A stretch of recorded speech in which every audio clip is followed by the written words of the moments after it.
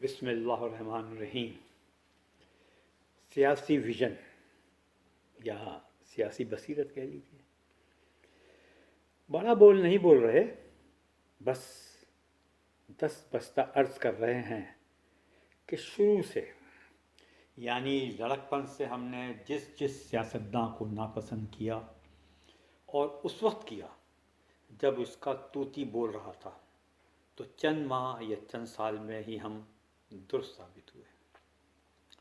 اس میں سر فہرست ایوب خان، یحییٰ، مشرف، الطاف اور عمران ہیں۔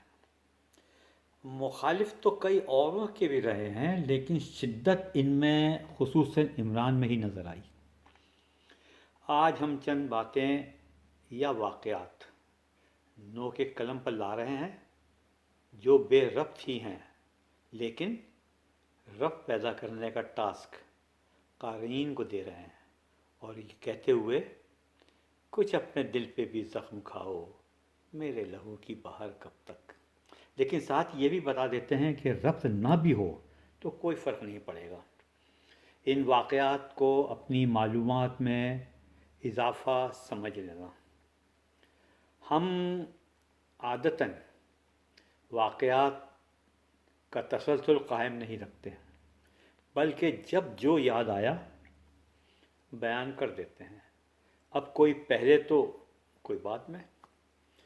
ہم کون سا تاریخ رقم کر رہے ہیں؟ چین اور امریکہ کے دروازے ایک دوسرے پر بند تھے۔ پاکستان کو یہ کریڈٹ جاتا ہے کہ ان دونوں میں رسم و راہ پیدا کر دی۔ Henry Kissinger secretary of state Pakistan آیا تھا، تو پاکستان نے یہ انتظام کیا کہ کیسنجر فلو کا بہانہ بنا کر کمرے تک مظاہر محدود ہو جائے، لیکن راتوں رات چین پہنچ گیا۔ وہاں وزیر اعظم چون لائی سے ملاقات ہوئی۔ اتفاق سے اسی دن امریکہ کے اخبار میں چین کے خلاف کوئی مضمون چھپا۔ کیسنجر سو کر اٹھا تو ایک آفیسر نے اسے وہ اخبار دیا اور کہا، پرائم منسٹر نے اس کی وضاحت چاہیے۔ اخبار کے ساتھ چون لائی کے ہاتھ سے لکھا ایک نوٹ تھا۔ کیسنجر نے چاہا کہ وہ نوٹ مل جائے، لیکن افسر نے کہا، ہم ایسے اہم ڈاکیومنٹ کی کاپی نہیں بناتے، اس لیے یہ صرف دکھانا مقصود تھا۔ ہٹلر کی بھی ایک عادت تھی کہ وہ کاغذات پر کچھ نہ کچھ لکھ کر پھینکتا رہتا، یہ اس کا مشغلہ تھا۔ ایک بار صفائی کرنے والی کے ذہن میں نہ جانے کیا آئی کہ اس نے ایک کاغذ بلاؤز میں چھپا لیا۔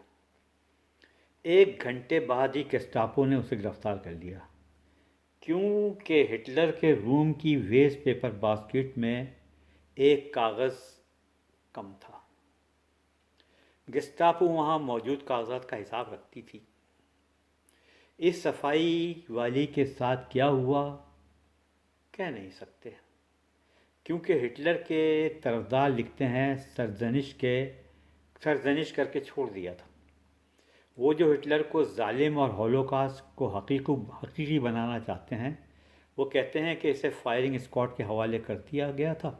واللہ عالم، یہ ہمارے ملک کی طرح نہیں تھے کہ جہاں ویڈیو لیکس ہوتی ہیں اور کانوں کان خبر نہیں ہوتی۔ انہیں پتہ ہی نہیں کہ سرکاری کاموں کی ہی نہیں بلکہ عام گفت و شنید کی بھی اہمیت ہوتی ہے۔ سرکاری عہدوں میں غیر تکلف باتوں میں بھی احتیاط لازم ہے، خیر سگالی میں بھی نپا تلا انداز اپنانا چاہیے۔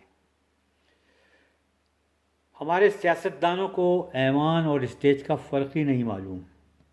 آج جو عمران کی بحیثیت وزیر اعظم آڈیو لیک ہوئی ہے، اس پر 2 کیس بنتے ہیں، ایک عمران پر سازش کرنے کا اور دوسرا آڈیو لیک ہونے کا۔ عمران کا جرم ناقابل معافی ہے کہ اس نے ملکی مفاد کو نقصان پہنچانے کی سازش کی۔ اس پر امریکہ میں بھی مقدمہ بن سکتا ہے۔ اس نے امریکہ اور پاکستان کے تعلق ختم کرانے کی کوشش کی۔ دوسرا جرم انتظامی نوعیت کا ہے کہ یہ سیکیورٹی کی کوتاہی ہو سکتی ہے. کلکنا کو ریکارڈنگ ڈیوائس کی بجائے ٹائم بام بھی تو لگایا جا سکتا ہے. عمران خوش قسمت ہے کہ اس کی اس لوز گیند کو کھیلنے والا حکومت کا سوشل میڈیا ہے جو اس پر چھکا مارنے کی صلاحیت نہیں رکھتا، بلکہ ہو سکتا ہے وہ اس لوز بال کو چھوڑ دے یا صرف روک روک کر ڈاٹ بال کر دے. اگر یہ نواز شریف نے کیا ہوتا تو عمران کا سوشل میڈیا اس پر چھکا ہی نہیں لگاتا بلکہ ایک طوفان کھڑا کر دیتا. اس سازش کے پروف کی موجودگی میں کسی قسم کی رعایت دینا ملک ہی نہیں تمام دیگر اداروں کو داؤں پر لگانے کے مترادف ہوگا. بغیر تشویش کے عمران، شاہ محمود اور اعظم خان کو گرفتار کر لینا چاہیے. اللہ حافظ.